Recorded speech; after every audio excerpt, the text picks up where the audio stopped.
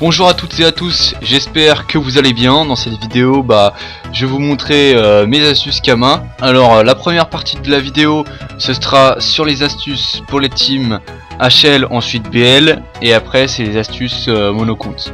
Alors pour les astuces HL, je vous conseille le drop de zone, par exemple zone free 3, zone compte ou Mrs Freeze.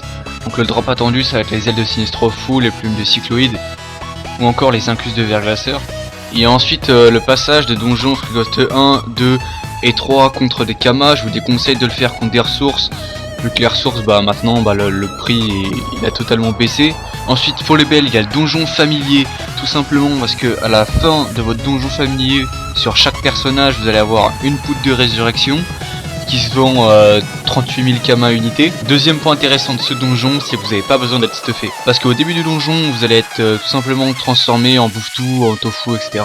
Et ensuite le drop sur les press-pics pour tout simplement craft la palle au press-pic, soit pour la garder pour XP, ou tout simplement pour la revendre. Mais aussi le drop en zone gelée, pour tout simplement crafter un gelano ou revendre les gelées fraises qui se vendent relativement bien, c'est 70 000 Kama les 10. Ensuite les astuces pour les monocomptes.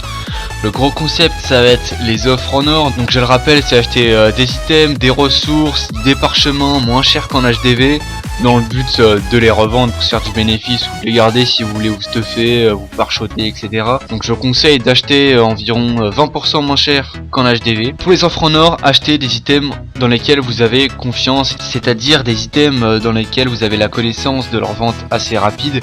Par exemple, panneau Royal Mood, panneau Awakening ancestral. Je vous déconseille les items dimension car à l'achat ils sont assez coûteux et la revente est assez longue. C'est beaucoup plus rentable d'acheter plusieurs items à des coûts réduits et à vente plus réduite que d'acheter un item HL à coût élevé et à bénéfice un peu plus élevé.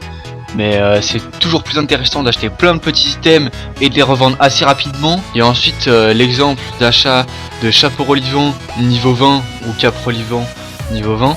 Le matin, généralement les gens les mettent beaucoup moins cher que le soir. Ils mettent des chapeaux relivants à 2 millions 1 ou 2 millions, alors que le soir vous pouvez les revendre largement à 2 millions, entre 2 millions 4 et 2 millions 6. Et ensuite le craft de clé Ben ou Royal Mood.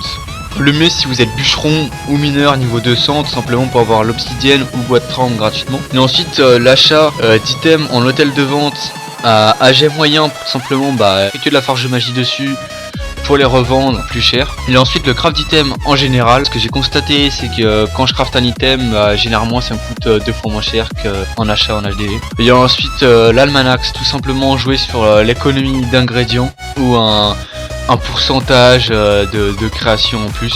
Alors pour l'almanax en économie d'ingrédients, que je vais vous montrer, ce sont mes bottes coursombre et mon arc du Chaleuil que j'ai crafté il y a moins d'une semaine.